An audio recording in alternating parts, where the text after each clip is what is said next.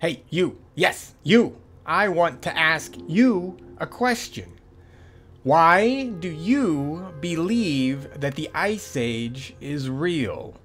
Now, this question might sound insane for the vast majority of you, but it's a real question that we need to look at. Now, obviously, if you already find the concept of the Ice Age suspect, and you're already, not believing in it, good job. This talk is not necessarily for you, though you might learn some new bits of evidence and stuff like that. So it's worth sticking around for. However, for those of you who still believe the Ice Age is a real period in history, we have to have a little talk. So let's do this. So let's have the talk, because this is something we need to deal with if we are going to try and figure out what truly happened in our past. Now, the Ice Age is important because right now the Ice Age really sets the tone for what we would consider as modern humans. So if you're wondering why we need to discuss the Ice Age when we generally only focus on human history, this is why. The end of the Ice Age, so far as mainstream history and science is concerned, is really the jumping off point where everything essentially starts. Now, the reason why this is a problem is because the Ice Age never existed. Yeah, I said it. The Ice Age never existed. The Ice Age is a completely fictitious construct created by geologists who were desperately looking for a way to explain all the geological observations that scientists were starting to make all over the planet. Now, before you shut this off, let me ask you a quick question. If you do indeed believe the Ice Age is a real point in history, let me ask you the basic question. Why? What evidence did you see that conclusively proved to you that the theory of the Ice Age was real? What was it? What was this amazing evidence that made you, an otherwise an intelligent person, why do you believe that these claims are real? Why do you believe that a huge ice sheet covered a chunk of the planet in the way that mainstream geologists claim? What was it? What was the data? What was the evidence that really reined you in, right? What was the final nail in that coffin that made you just unbelievably believe that the Ice Age is a real time in history? What is it? Ask yourself that question. Try and be honest. What's your answer? Yeah, I know it sounds schizo, but seriously, pause right now and answer the question to yourself. What was it that proved to you that the Ice Age was a real event and that it actually happened? Like, what was it? What? You done? You back? Excellent. What was your answer? What was it that convinced you that this theory was 100% correct and there could possibly be no other explanation for the evidence other than glaciers? What was it? Now, I'm willing to bet that the vast majority of you that asked yourself this question, and if you stayed honest and you didn't look anything up and you didn't try to remember, you didn't try to go research anything, because that's kind of cheating, sort of cheating. But what was your answer? What were you able to tell yourself that convinces you that the Ice Age was a real event? Actually, we can even take that question one step further. Ask it again, see what your answer is, and now take your answer that was convincing for you, and now use that answer to try and convince somebody else who may not really know anything about the Ice Age or may not really care. Could you take your answer that works for you and take that and use it to convince somebody else who has never really paid attention to it or doesn't care? Could you do that? Now, I'm willing to bet that as you look at your answer, things start to get a little shaky. And they should, Because the reality is, the vast majority of people on this planet do believe that the Ice Age was a real event. And okay, not the vast majority, you know, in the West, let's say that in the West, I'm not going to speak for other cultures or countries or people, Western, you know, culture, whatever. The Ice Age is the de facto event that took place 10,000-ish, 11,000-ish years ago. And nowadays, it is taught as fact. Even more funny is that we even have religious people now believing that the Ice Age is real. Which is funny because there is no Ice Age in the Bible, the Quran, or any of these other religious doctrines. There's no such thing. There is no passages in any religion that exists today that has a psalm or a passage written in the great book, whatever book you're reading, that says something to the effect of, I don't know, 1619. And weest were tryingest to get acrossest the land, but the landeth had a 5-mileth high ice wall, so we could not pass. Like, that doesn't exist. There's no such thing. Even more funny is that even in our ancestors' histories, there is nobody recording anything about a giant wall of ice getting in the way of life. Like, it's just not there. So right there, we actually have to admit that we have a real problem with history. Now, I get it. You can say, well, I mean, bro, that was like 10, 11,000 years ago. Would any of those stories realistically have been transmitted down to us? Because the reality is, the way mainstream science looks at humans back in that time period, everybody was essentially a monkey, right? Everybody was essentially scratching their balls, just running around, slapping each other on the butt, and that's all that humans were apparently doing. And apparently also, that's what they were doing during Dark Ages as well, right? Okay, we're not talking about Dark Ages right now. But we are talking about things that never existed, so it's kind of the same damn thing. Okay, anyway, okay, back to the Ice Age. Okay, so, and I'll grant that, right? Okay, fine. Mainstream says that all of our ancestors were filthy monkeys 10,000 years ago, and they had to deal with ice, so apparently it would have been impossible to carry on any stories regarding the trials and tribulations of the Ice Age that they would have faced. Fine, fair enough. I'll give you that. Why not? We play devil's advocate here. We got to look at all the sides because that's what we do here. We look at all aspects. We don't just cherry pick and then run off with the one we like all of mainstream does. Alternative mainstream is just as guilty of that as well, actually. But alright, that's neither here nor there. My main point is that when was the last time that you ever stopped and questioned something that is so intrinsic to the chronology, right? Especially the mainstream chronology. When was the last time you looked at something like the Ice Age and questioned it? And I'm willing to bet the vast majority of you out there have never questioned it, right? You've probably never looked into it. You've probably never thought about it even. Because why would you? We have a whole bunch of scientists out there with big fancy degrees, and they all say that the Ice Age is a real event. So how do you go up against that? I mean, they're the authority. They know everything. They could not possibly be wrong. Because if they were wrong, then surely some other academician up there would have called them out. You sure about that? Are you sure that if some other academician found evidence that supported a completely different theory, or that at the very least disproved the Ice Age theory, that they would be heard, that people would listen to them in the academic realm, look what that person has to say, and then adjust their theory accordingly? You think that's happening? No, it's not. Of course it's not. What happens in the mainstream academician world? If you go up against something like the Ice Age, you are immediately excommunicated. Nobody's going to pay attention to you. And the reason why is simple. It's because the Ice Age is part of the new religion of science. It is already in their Bible. You cannot change the Bible for mainstream scientists. The Ice Age has to be real because it's already been printed in a bunch of academic books. It's got to be real. It can't possibly be fake.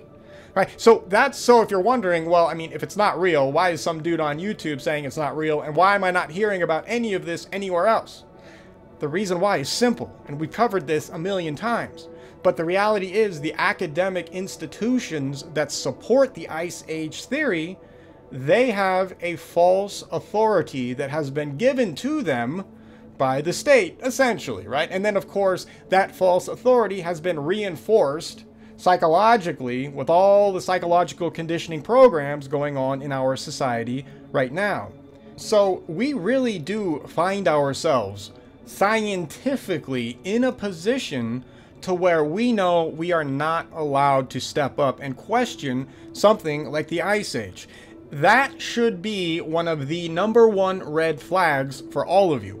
The fact that even questioning something like the Ice Age would be frowned upon, right? Most people don't do it, but if you were to do it, you already know what to sort of expect.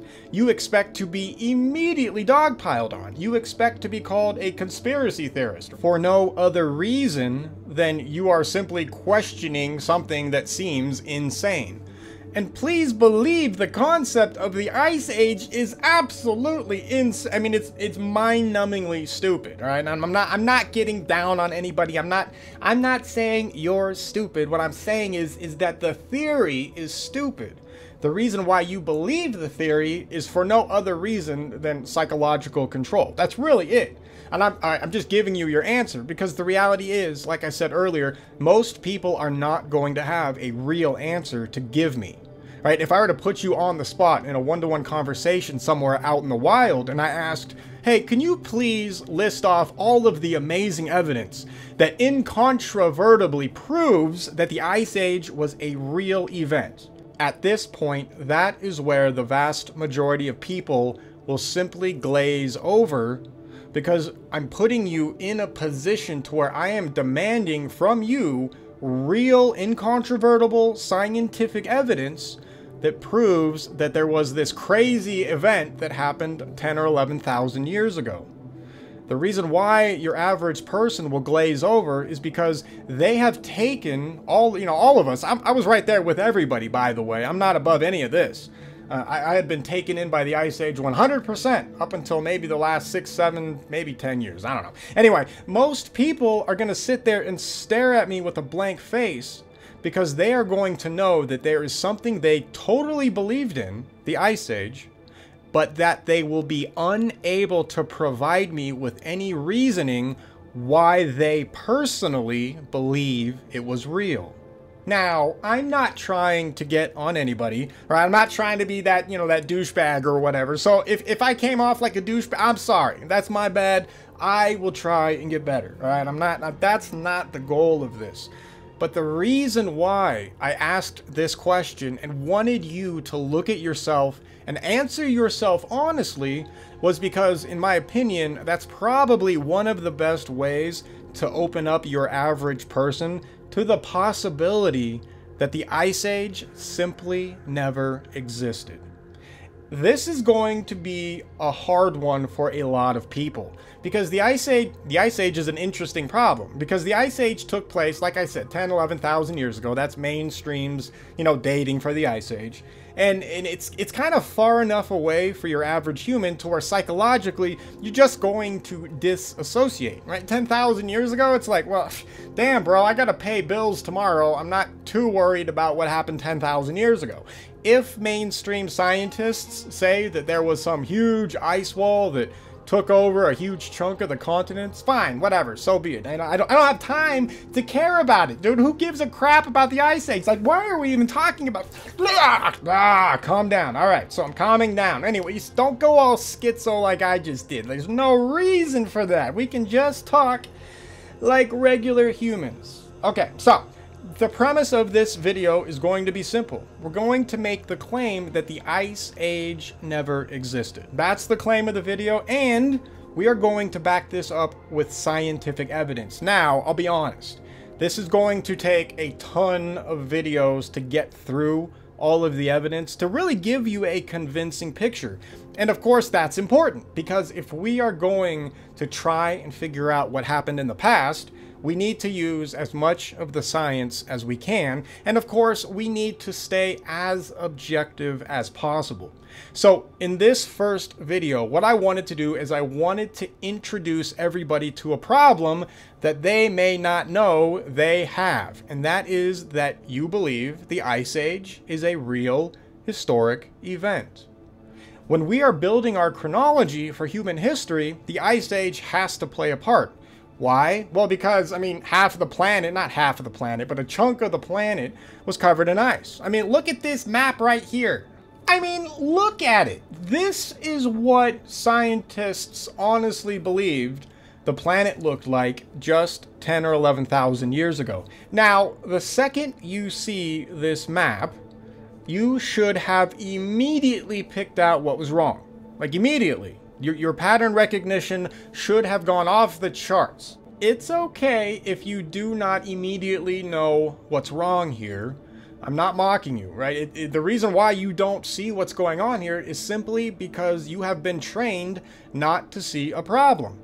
This map right here is actually a living monument to psychological conditioning and its success. I mean, that's literally what we're looking at right here. Anybody who thinks you cannot control people, look at this map and then realize that there are people who believe that this is a real map of an event that really happened. What's wrong with the map? It's very simple, right off the bat. We see ice in some latitudes further south in North America than we do over in the Asiatic area.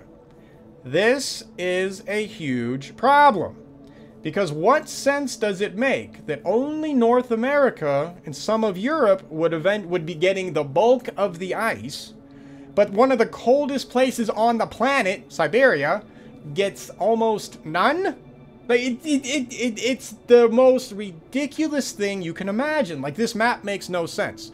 And of course, there's various other interpretations as well. But this really does represent the last ice age that geologists honestly believe was real. Now, I say ice ages because geologists ran into a problem with their little theory. Now, I'm going to stick to an introductory thing, but this is introductory. Let's keep going. Okay, so ice ages. There were multiples of them. Why are there multiples of them? The reason why geologists had to come up with more than one ice age was because they kept finding evidence further south toward the equator, showing that ice must have crept down all the way to the equator. It gets even funnier. It gets even more hilarious for Ice Age believers. Once again, I'm not talking crap about you, so don't... I'm sorry. I'll be nice. I'll be nice. Oh. Anyway, it's funny because it gets to a point to where mainstream geologists had to start saying that the ice not only spread from the poles, but at some point in time during several of the ice ages, the ice would have been required to spread out from the equator. I'm going to say that one more time. Geologists right now, mainstream geologists, the guys we listen to in all these academic talks, they believe that ice spread out from the equator during one of the ice ages. What sense does that make? Zero! It makes no sense. It's the dumbest thing you can imagine. But the reason why they have to make that claim is because they already made their bed. The picture of the Ice Age that we have on the screen right now is essentially considered the last configuration of multiple Ice Ages that happened in succession. The reason why they suddenly had to start saying there must have been an Ice Age that spread out from the equator was because we started finding evidence that they were using, mainstream geologists were using to support an ice age up in the northern areas. Other geologists started finding evidence, the exact same type of evidence, literally, quite literally the exact same evidence, that the ice age must have existed at the equator because they were finding tons and tons of the evidence around that area. and they were finding it all over the planet. It's not just one continent that was showing all of these supposed Ice Age pieces of evidence. It was all over the planet. And it was near the equator. I mean, so anyways, it got hilarious. To make it even funnier, this is kind of getting ahead. This is going to be a different show. But it's even funnier because the reason why they say it has to come out of the equator at a certain point is because of the way the evidence has to be read. Right? The reason why mainstream geologists have created this map that you see up there is because they were monitoring the flow of certain layers, and we'll get to these layers. And you could see the directionality of the layers. You could see the directionality of the moraines. Well, unfortunately, they started finding all of that exact same evidence around the equator area. So once you have evidence of ice in the equatorial area, you have a problem. Right? That is a legitimate scientific problem. I'm willing to bet that most people had no idea, A, that there were multiple ice ages, and B, that some of these ice ages had to have spread from the equator, not from the poles. Don't trust me on that. You can go read any standard garbage mainstream paper. It's all out there. That's all out there. There's nothing hidden about that. It's just nobody really talks about it because it really doesn't make any sense, does it? How the hell is the equator, you know, the hotter area of the planet, miraculously spawning an ice age? Doesn't make sense. To make matters worse, of course, is that, you know, that's a whole tropical area down there. How the hell did all the tropical stuff survive through the ice age that would have spanned all over the equator, right? It's ridiculous. Just talking about it right now, the reality is I should be able to shut this video down right now and walk away because you now understand how ridiculous the concept of the Ice Age is, all right? But that's okay, all right? I get it. Don't, we're going to make a huge case for this. There's a couple reasons why this is going to take a while. It's not just because there is a ton of evidence to show you guys that proves beyond the shadow of a doubt that the Ice Age never existed. It's not even there's no reason to even contemplate it. So obviously we need to get rid of it, but I want to get rid of it using science and evidence, so we'll do that. But the other side of this coin, and maybe even the more important, it is the more important side, is that there is evidence that something happened on this planet. And something happened relatively recently. Now, on this channel, right, we always talk about catastrophism. So when we start to look for evidence of the kinds of things that our ancestors claim happened, and I'm talking about the catastrophic stuff, we would expect to find catastrophic types of evidence on the planet, right? Because remember, our ancestors are not recording events that took place 10 billion years ago. And yes, I know you can be a smartass and you can say, well, like the Rig Veda, though, it goes back like million. That's not what I'm talking. I'm talking about like legitimate times to where we have them all mapped out. Anyway, my main point is that the stories that our ancestors tell, they're not millions or billions of years old. The stories that our ancestors are recollecting with respect to catastrophic events, they're only 1,000, maybe 2,000-3,000 years old at best in some cases.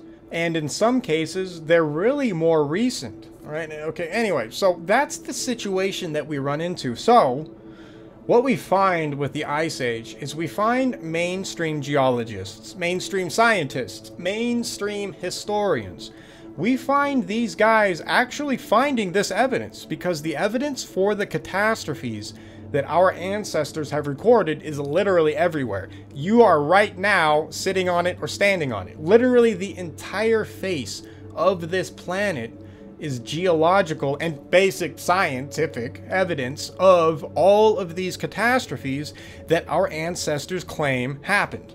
Right? Now, the evidence that is being used right now to support the Ice Age theory, this evidence is bewildering to scientists in any other context. It's also important to remember that the concept of the Ice Age is a very recent one. It's only been around for a couple of 100 years at best, and we're going to talk about where it came from because that is important as well. Because I guarantee it, the vast majority of people who believe the Ice Age is a real event have no clue why it came about at all. And why it came about is going to be just as important to know as all the other evidence that we are going to get into. All right, so okay, this is an intro. I've already talked enough. I don't want to spoil all the fun. All right, so let's set the stage. What I want to do is I want to read a small section from Immanuel Velikovsky. He actually did a good piece on the Ice Age and the problem with the Ice Ages. We're only going to use Velikovsky for the intro. We have a ton of other modern information to bring to you, but Velikovsky states it perfectly. I mean, he wrote it great, and it's understandable, and it's, you know, I was able to understand it, which means that anybody can understand it. The other reason that I want to use Velikovsky is because Velikovsky really did make quite a lot of discoveries relative to things like catastrophism and how they intermix in with evidence that is being used for the Ice Age. So, you know, he deserves the credit as well, and then we'll build up with other geologists and all that stuff as we go on in other shows. But here we go. We're gonna set the stage and ask yourself the question, did you know any of the stuff that we are about to cover? Had you ever been taught about any of the stuff that Velikovsky writes about right here? And if you haven't, I would have you ask yourself the next question. Why do you believe the Ice Age is a real event if you don't even know the basics of where it came from?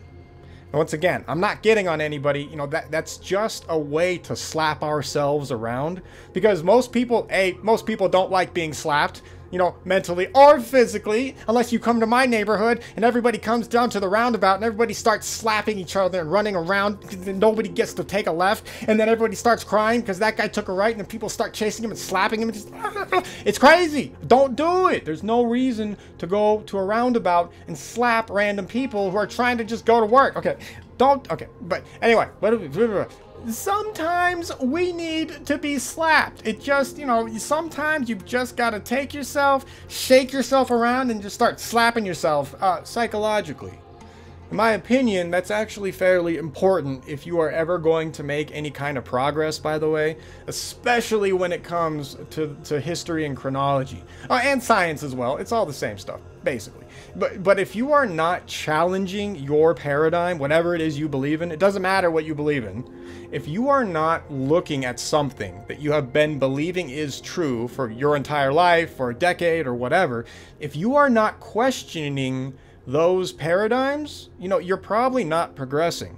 Because all it takes is that one paradigm that you take as a fact, an incontrovertible fact, to ruin everything that you build upon it.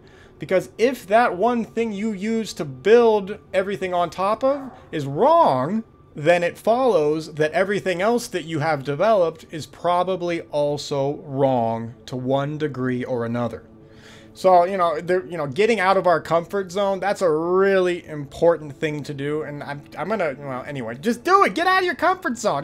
Do you feel comfortable right now? Good. Get up, start running around, bash your head against something so that you wake up, and then keep listening to this garbage so that we can ruin everything you thought you knew. And then you get to start from scratch again, because once the Ice Age is proven to be not real scientifically, that's going to change everything, isn't it? It's going to change human, I don't want to say evolution, but human progression. It's going to absolutely change everything in history, because suddenly all the evidence that they have that supports the Ice Age supports something else. And if that something else did indeed happen, then that means human history necessarily is completely different. All right, let's have Velikovsky lead us off, and then we'll just go from there, and we'll see where this takes us. All right, this is a great refresher for me as well. So you have to suffer me reading while also learning, while also me being refreshed, while also having your entire reality that you thought you had figured out completely destroyed. And for those of you who are already well aware that the Ice Age never existed, consider this as a refresher. I actually love reading this stuff to you guys, not only because I've already read it like 20 times, but because my memory sucks, so rereading this stuff is incredibly helpful. All right, okay, let's do it. This little section that we are going to read is from Earth in Upheaval by Immanuel Velikovsky, and this is chapter 4. Ice, the birth of the Ice Age theory. In 1836, Louis Agassiz, a young Swiss naturalist, went with Professor Jean Carpentier, another naturalist, to an alpine glacier to demonstrate to him the fallacy of the new idea that an ice sheet once covered a large part of Europe. Real quick, I think it's important, real fast. I believe it's important to remind everybody that when the Ice Age theory was introduced, not all of science was like, oh yeah, that's good, bro. Yeah, awesome theory. Very nice. Thank God you figured that out. Like, that was not the reception. There was tons of people who were like, what are you talking about? Are you crazy?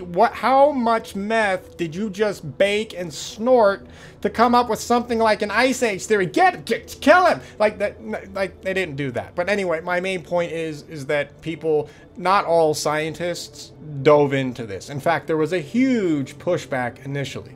You're going to see why there... Okay, anyway, let's keep going. Okay, where was I? Blah, blah, blah.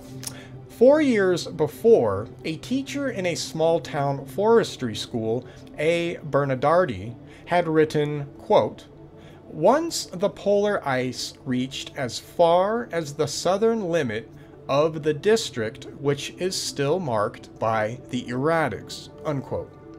A botanist, C. Schimper, had come upon the same idea, probably independently, and coined the term diezits. Sorry, I'm not German. I don't have a good accent. Yeah, you know, okay. He had succeeded in winning Charpentier to the hypothesis. At the edge of the glacier, Agassiz, who came as a skeptic, was himself converted. He became the chief apostle of the new theory. He built a hut on the glacier of R and lived in it so that he could observe the movements of the ice, and thereby attracted the attention of naturalists and curiosity seekers all over Europe. Really quick, so they mentioned this term called erratics. If you're going to hear that a lot. An erratic is simply a large boulder that exists in the middle of nowhere where it should not exist. So you ever seen like a huge plain and then you have like a boulder the size of the house like sitting out there in the middle of it? That would be considered an erratic boulder. And generally speaking, erratic boulders, the geological composition of that boulder is not in tune with any of the local geology. The geologic origin of that boulder, of the erratic, is generally like hundreds, if not in some cases thousands of miles away. Right, so that's erratics.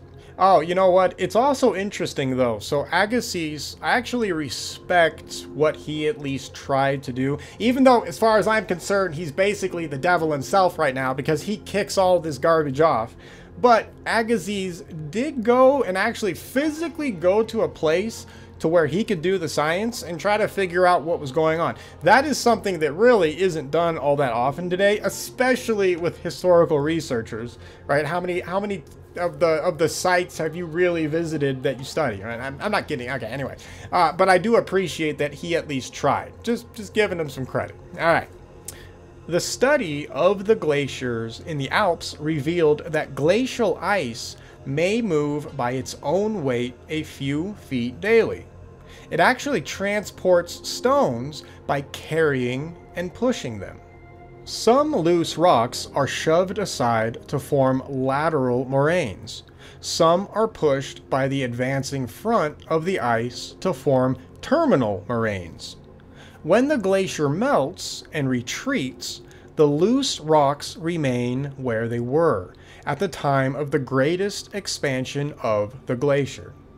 Agassiz assumed that the erratic boulders on the Jura Mountains had been carried there by ice from the Alps, and that the trains of boulders in northern Europe and America had been formed by the gigantic glaciers that, sometime in the past, covered large parts of these continents. He also concluded that the drift had been brought and left by the ice sheet.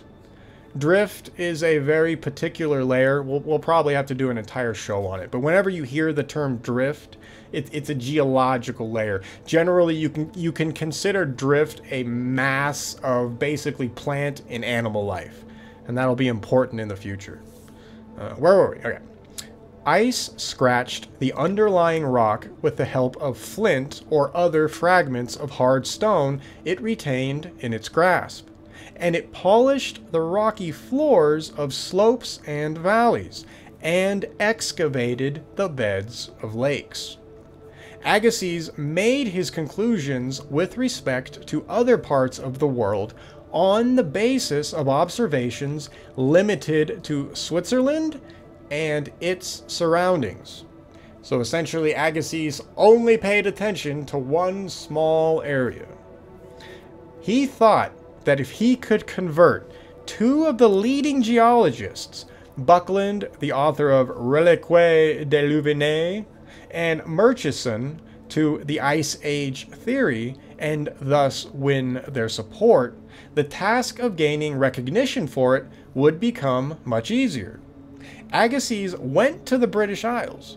In later years, as his widow described it, quote, recalling the scientific isolation in which he then stood, opposed as he was to all the prominent geologists of the day, he said, among the older naturalists, only one stood by me, Dr. Buckland, Dean of Westminster. We went first to the Highlands of Scotland, and it is one of the delightful recollections of my life that as we approached the castle of the Duke of Argyll, standing in a valley not unlike some of the Swiss valleys, I said to Buckland, "Here we shall find our first traces of glaciers."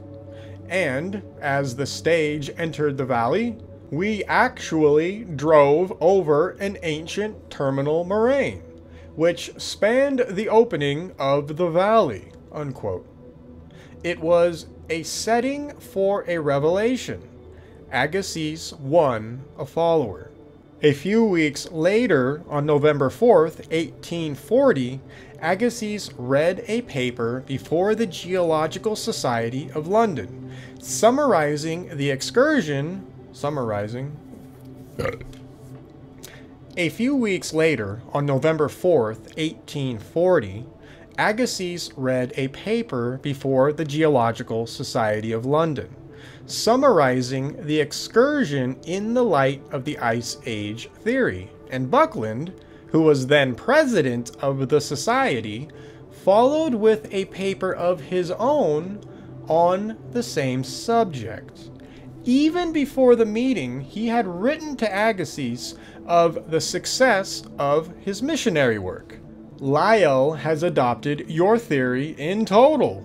On my showing him a beautiful cluster of moraines within 2 miles of his father's house, he instantly accepted it as solving a host of difficulties that have all his life embarrassed him, unquote. Lyell, too, agreed to read a paper less than 3 weeks after this episode, on the day following the Agassiz and Buckland lectures.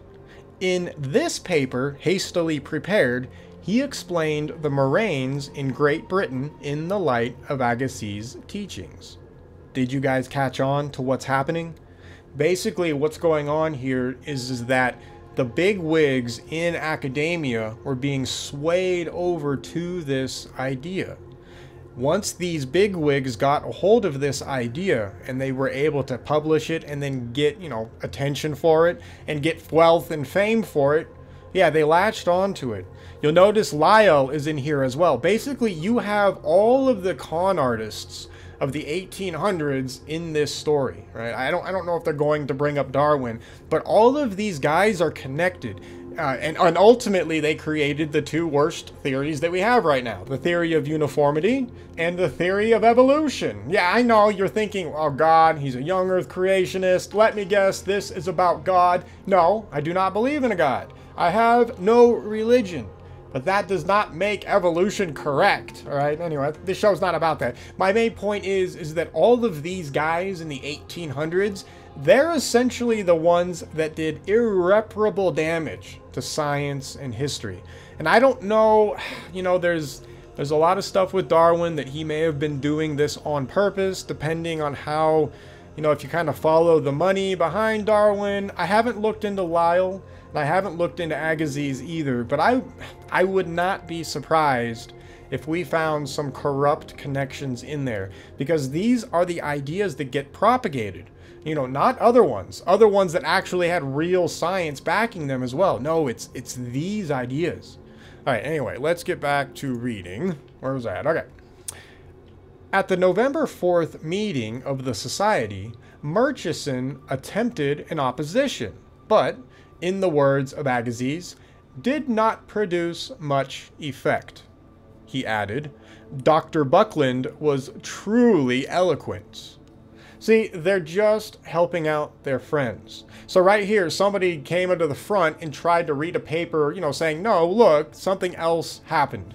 And instead of probably listening to anything that he said, yeah, they just completely ignored him because they had already created their clique, right? The Ice Age theory clique was already forming. They were already becoming an extortion gang even by this point in time. That same year, in 1840, Agassiz published his theory in a work entitled Etudes sur les glaciers. He wrote, quote, the surface of Europe previously adorned with tropical vegetation and populated by herds of huge elephants, enormous hippopotami, and gigantic carnivora, was suddenly buried under a vast mantle of ice, covering plains, lakes, seas, and plateaus. Upon the life and movement of a vigorous creation fell the silence of death. Springs vanished, rivers ceased flowing, the rays of the sun rising upon this frozen shore, if indeed they reached it, encountered only the breath of winter from the north and the thunder of crevices as they opened up across the surface of this icy sea. Unquote. Agassiz regarded the inception and the termination of the Ice Age as catastrophic events. Oh, interesting that he thought the inception was catastrophic. Huh, alright. He believed that the mammoths in Siberia were suddenly caught in the ice that spread swiftly over the larger part of the globe. Huh. He honestly believes that the ice formed quick enough to catch up to a mammoth and freeze it.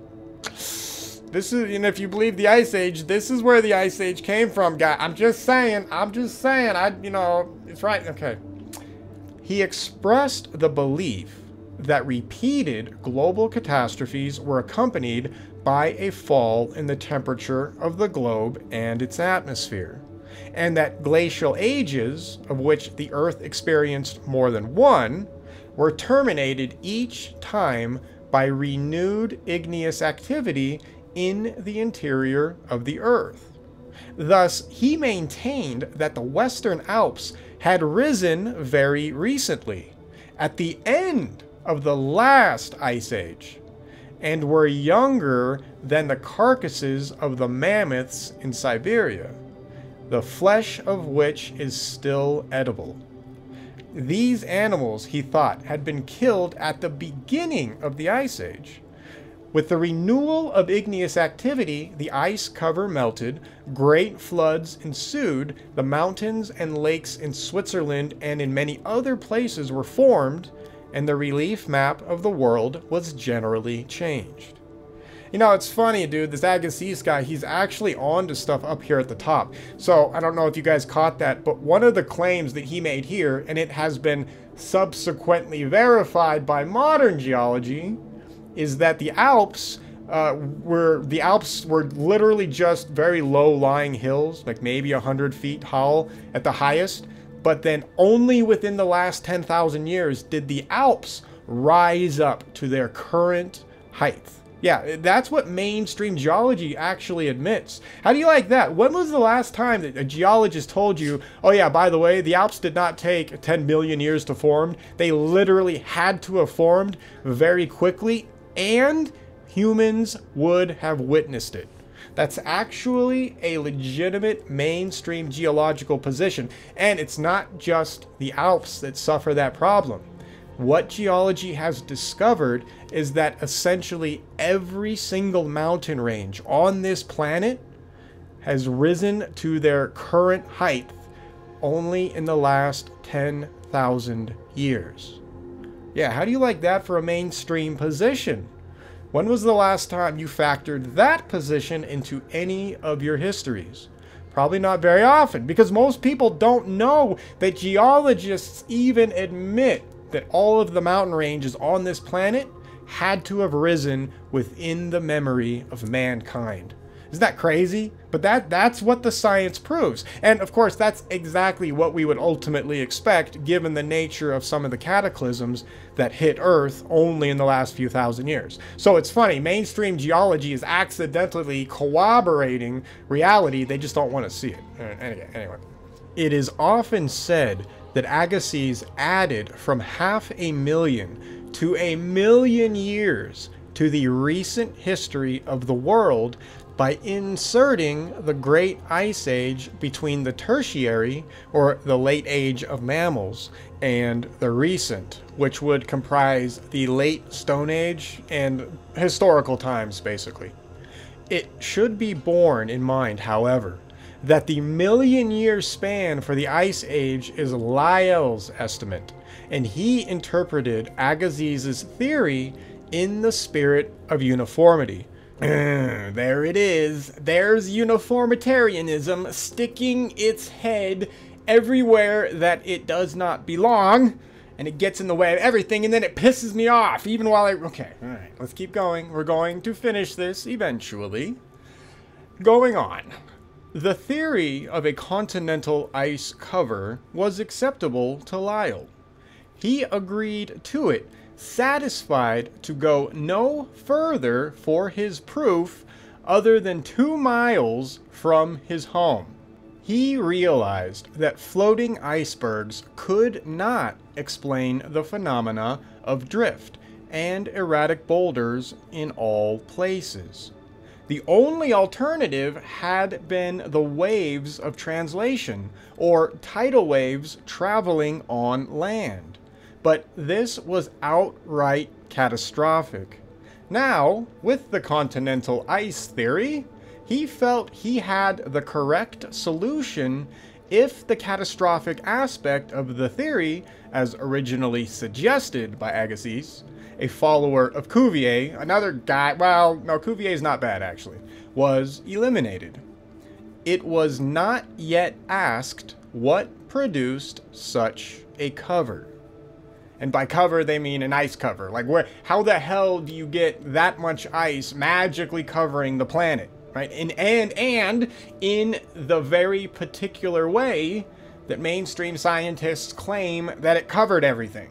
Like, the whole thing is ridiculous, but nobody asks these questions. Like, nobody, well, not originally, okay? Originally, they didn't care. I mean, how do you like that? People were willing to go with the most basic of an idea simply because it agreed with their own pet theory. So in this case, Lyell, who is, you know, basically the founder of uniformitarianism, had no problem looking over there at Agassiz's theory of the Ice Age, and he was like, yeah, I mean, that took a while to happen? Oh yeah, bro, perfect. That fits my theory perfectly. That is the theory that we will now be using forever, right? That's literally how this happened. Nobody did any real science, and nobody listened to the opposition. Remember, opposition is important.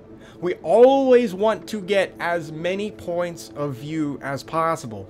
I mean, that's quite literally why I made this channel, was to give other people a different perspective based on real science and real history, that the mainstream has essentially pushed aside. And this is actually a perfect example which exemplifies all the problems within science and history within the mainstream arena. And that is, once somebody with an authority just kind of semi-agrees with somebody else's theory who is also in a position of authority, they just go with it, right? I mean, look at that. I mean, this is literally how uniformitarianism started. I mean, this is literally how the Ice Age was brought to being through some of the most stupid processes you can imagine. And quite literally, they're corrupt. I mean, what just happened here, that should never have happened.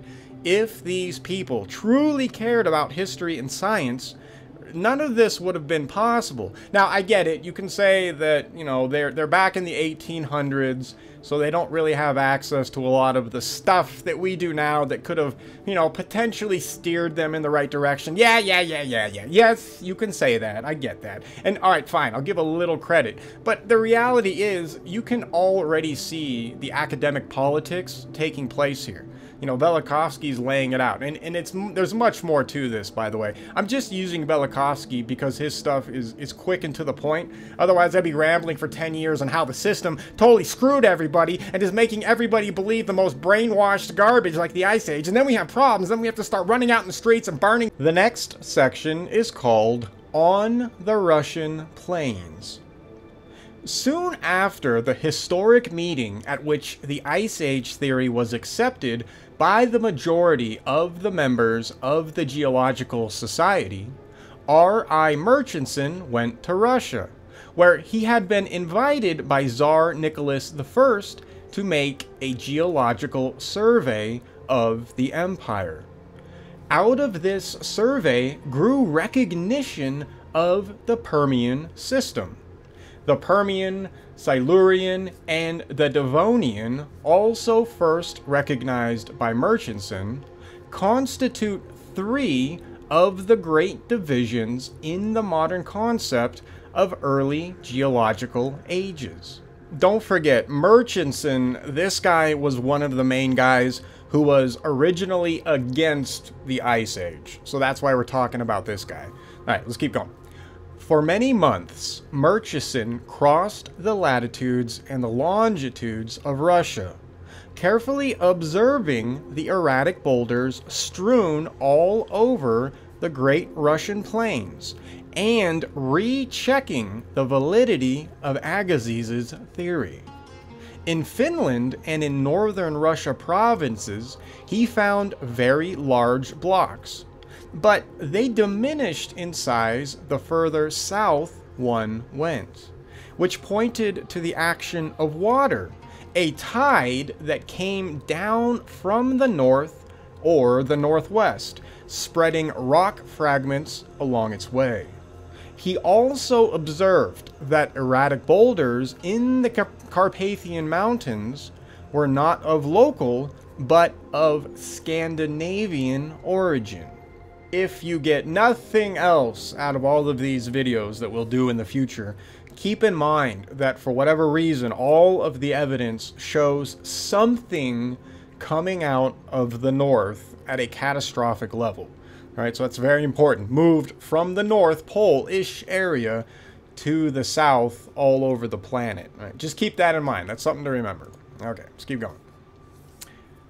Of the drift, or the piles of stone, sand, clay, and gravel, which are spread out in such enormous masses over the low countries of Russia, Poland, and Germany, Murchison expressed the conviction that, quote, a vast portion, by far the greater part, has been transported by aqueous action, consequent of powerful waves of translation, and currents occasioned by relative and often paroxysmal changes of the level of the sea and land, unquote.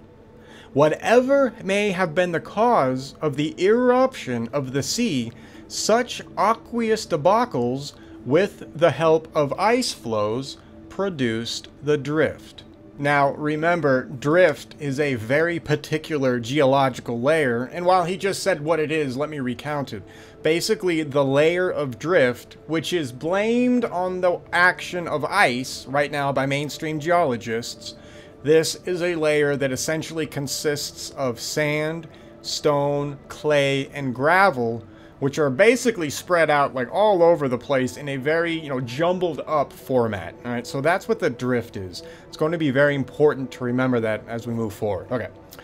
Seeing that there are no mountains whatever from which a glacier can ever been propelled in southern Sweden, Finland, or northeastern Russia, and yet that these regions are powerfully abraded, scored, and polished.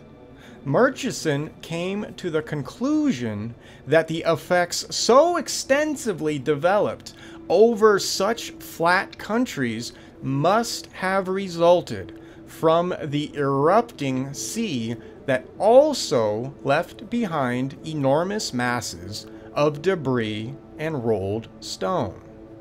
Now, one of the things that's important to remember with respect to glaciation and very much the Ice Age, remember, glaciers, they need gravity to do anything, right? They don't just move on their own. You cannot put a glacier on a flat stretch of land with no inclination and then get movement. It doesn't happen. The glacier is just going to melt. So to get movement, you have to basically have the glacier starting up at a higher elevation, and then gravity will essentially pull that down as it builds itself up.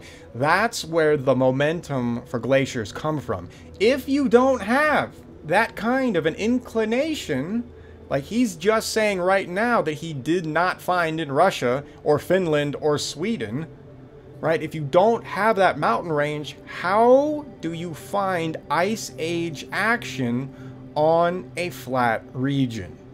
That's a serious problem. I mean, that's like a huge issue, right? So keep that in mind, right? I'm not going to go crazy with this because we're only introducing the stupidity of the Ice Age. I'm sorry. I'm not going to be mean.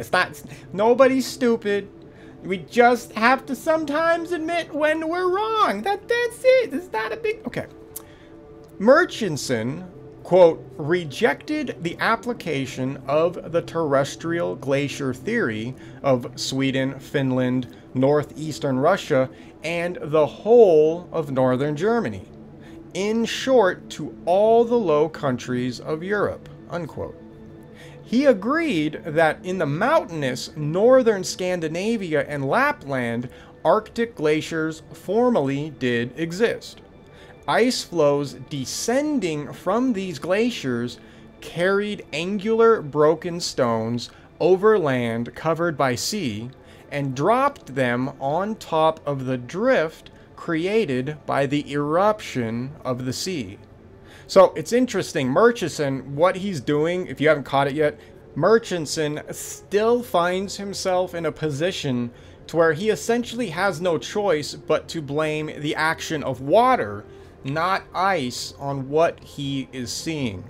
And I think this actually causes a dichotomy for him because he gets a lot of pressure on him. Well, anyway, here, let's keep going and see where this goes. But it's interesting just to point out that Murchison, even during this period of time, was already hypothesizing, or not even hypothesizing, already scientifically blaming the action of large amounts of flowing water, not an iceberg or not a glacier. Like, that's actually fairly important because that shows that people back in the day, they were already, they already were figuring stuff out for what it actually was. The problem comes into play once academia gets involved and starts changing the game. Like that's literally what happens to this dude. Okay, let's keep going. Murchison called attention to the fact that Siberia is entirely free from erratic blocks, though environed on all three sides by high mountains.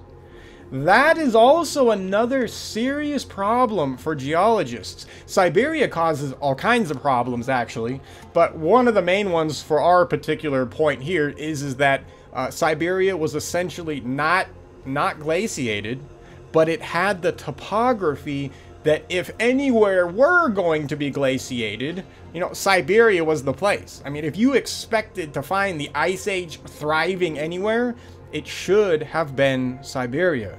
And we find that that is not the case. And the reason why is because we have no evidence. None of the evidence that is used to support the Ice Age theory was discovered down there. So that's a problem. That's a legitimate problem. And, you know, you've got to acknowledge that. You can't just walk by this and ignore it. This is a serious issue. All right, okay. Yeah. He required the aid of icebergs detached from the glaciers to, quote, account for certain superficial phenomena, unquote. But he confidently maintained that aqueous detrital conditions will best account for the great diffusion of drift over the surface of the globe, and at the same time explain the very general striation and abrasion of the rocks at low as well as high levels in numerous parallels of latitude. We'll get to more of these definitions in a different show, but really fast. Abrasions and striations, these are also pieces of evidence used to track what, you know, glaciers, quote unquote. And basically, think about, it's just, you know, it's just abraded rock, lots of scratches on the rock. And wherever we find a ton of scratches on rock, that's generally what geologists will use to support their Ice Age theory. You know, that's what gives them the direction and all that stuff. But it also causes them a ton of problems because there's other answers for the striations. Okay. In his later years, Murchison, without retracting any of his observations and conclusions made in Russia, which is good, admitted in a letter to Agassiz that he regretted his early opposition to the Ice Age theory.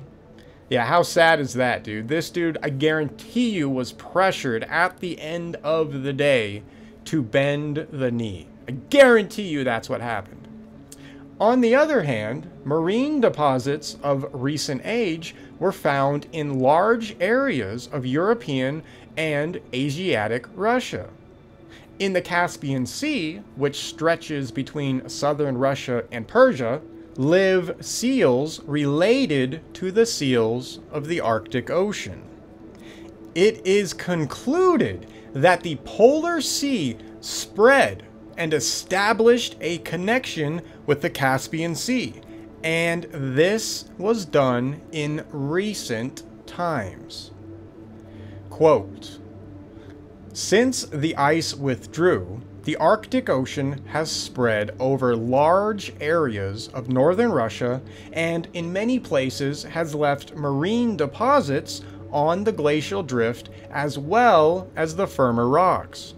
The Arctic water spread also over the Obi Basin far to the south and established connections with the Caspian Sea, at which time the progenitors of the present seals of the Caspian Rock Islands migrated thither to become stranded when the waters withdrew. Unquote. The biology of the Ice Age is unbelievably fascinating, or what the discoveries that have been made relative to the Ice Age with respect to biology quite literally proves the Ice Age wrong. We'll get into that in a completely different show, but just keep in mind that it's actually extremely important to pay attention to both the flora and the fauna of this time period, because using real science, we can use biology and we can actually prove certain things were probably going on that Ice Age people have no clue about, or are absolutely unbelievably not willing to admit, even though the evidence is right there. It's right in front of them. It's right there. There's nothing else you can say. The science is in. Trust the science, right? Now, geologists, they don't trust the science. They don't want to hear. Okay, you get it right. All right, this will be the last section that we'll read, and then we'll move on, or I'll let you go, because this has gone on long enough. But, you know, we gotta know what we're dealing with before we get into it. All right. This last section is called Ice Age in the Tropics. In 1865, Agassiz went to equatorial Brazil, one of the hottest places in the world, where he found all the signs he ascribed to the action of ice. Yeah, that's kind of a problem, right? Brazil? Glaciated? Come on now, come on! Alright, right.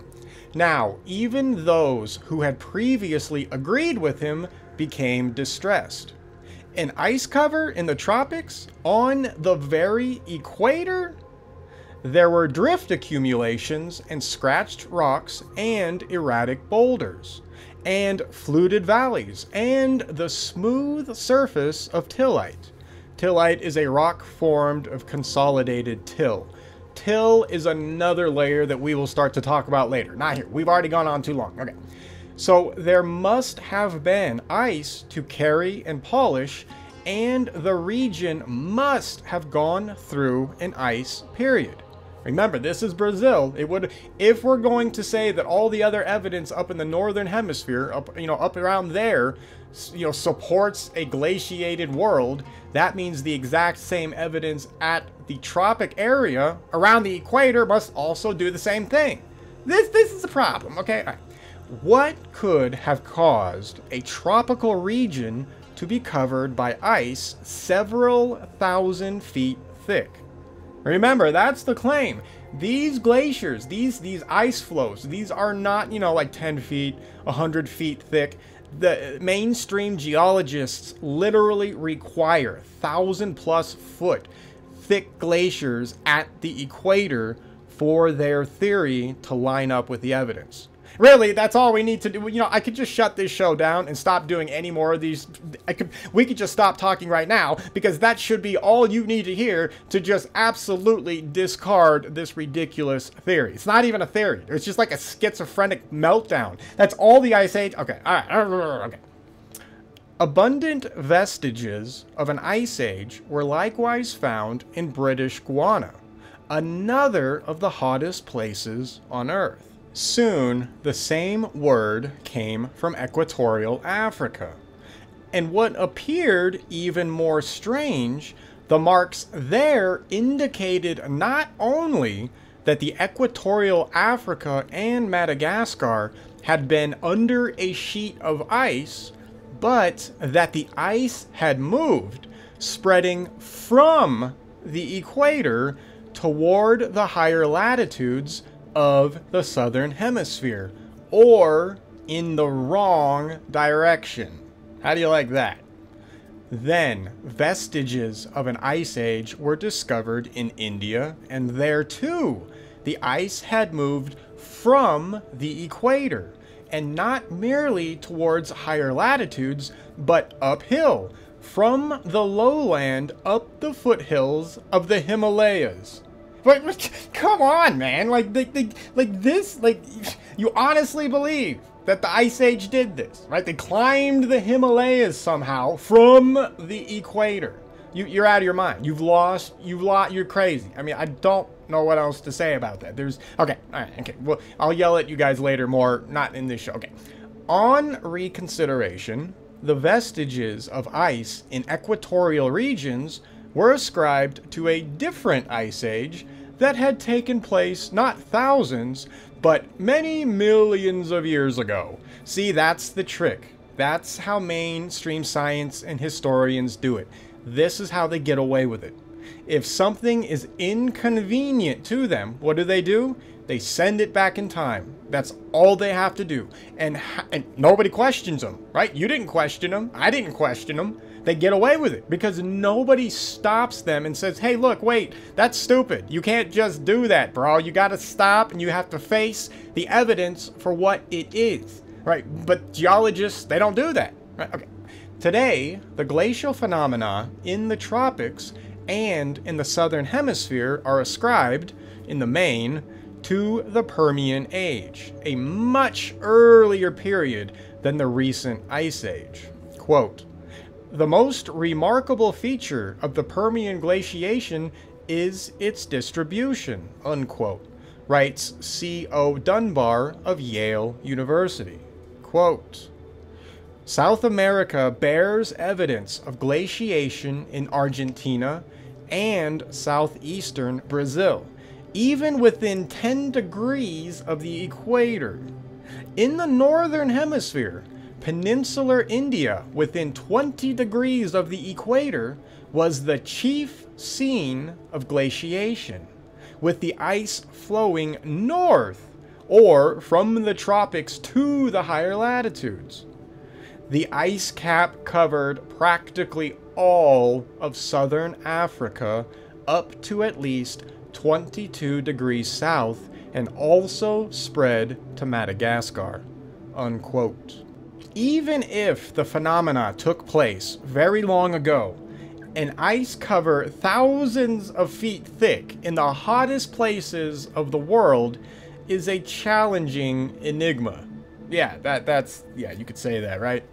R.T. Chamberlain says, quote, "Some of these huge ice sheets advanced even into the tropics, where their deposits of glacial-borne debris, hundreds of feet in thickness, amaze the geologists who see them. No satisfactory explanation has yet been offered for the extent and location of these extraordinary glaciers. Glaciers almost unbelievable because of their location and size, certainly did not form in deserts." Unquote. Yeah, no kidding. Glaciers are not forming in deserts, but this is what the mainstream is claiming. They literally believe that ice sheets spread out from the equator. Right? The whole thing is insane. And it's hilarious because then they also blame the glacial ice sheets for creating hundreds, if not in some cases, thousands of feet of the till, drift, and muck. And this, we'll get into all of that, and that maybe doesn't sound crazy yet, but it will later. We'll get into, okay, yeah, we'll talk about that later. So, all right, we're done. That's the end of that section. We're going to move on. But hopefully, what you guys can get out of this is you can see, hey, look, the inception of the Ice Age is crazy. I mean, the inception is basically built from corruption. Yeah, there might have been some good intentions, and I'll give you that. That's possible. But even in this little snippet the Velikovsky goes into, and it gets worse actually, if you go and find deeper sources, you immediately find the academic political garbage going on, right? I mean, there's Agassiz's theory of the Ice Age gets supported by other people because their pet theories, which are already, very suspect, uniformitarianism, right? Those pet theories jived with the Ice Age. So these guys just came together and they were like, oh yeah, this must fit perfectly. And then other people were like, no, what the hell, dude? You guys can't even explain all that evidence over there. And then what happened to those guys? Yeah, they got pushed aside, right? Anybody who was against that, they got pushed out, right? They either bent the knee or you don't know their name because they were kicked out of the institution. It's just like today. If you do not toe the line, if you do not support the party, you're excommunicated, and that's it. Right? You have to believe the lies. All right, so anyway, that's the beginning of the Ice Age. That's where the theory originated from. All right, so hopefully that gives us a general foundation of where this came from, because now we are going to go on in other shows. I'm going to let you go. Hold on. I'll shut up. Hold on. But anyways, with the foundation, when we get to the other shows that starts to show you the real science, you'll have a decent grasp on why all of this is extremely important, right? And this is not just extremely important just because of a geological situation. The reality is, like I said at the beginning, the Ice Age is essentially the beginning of modern humanity. You could make that argument, right? Once the ice goes away, suddenly humanity just starts, I don't want to use the term evolve, but they start developing. And I think we can all sort of agree that that's the way history looks at it. Anyway, if the Ice Age did not happen, suddenly human development and the history of human development has to change. We have to look at it from a different perspective, because if the Ice Age is wrong, that means everything is wrong. That means all of this foundational stuff that human history has been built on by the mainstream, that means it's all either suspect or just outright wrong. That, of course, then leads to the potential of changing the way we think right now, not just about science and history, but about who you are right now, who we are as a society, and like where are we going and why are we putting up with the garbage we put up with, right? You know, it has the potential to show everybody a completely different perspective of humanity, which could actually help us in life. Like, seriously, okay. I know, I'm getting mushy. All right, we're done. We're done with this crap. We will continue to destroy the Ice Age in other episodes. We're done. All right.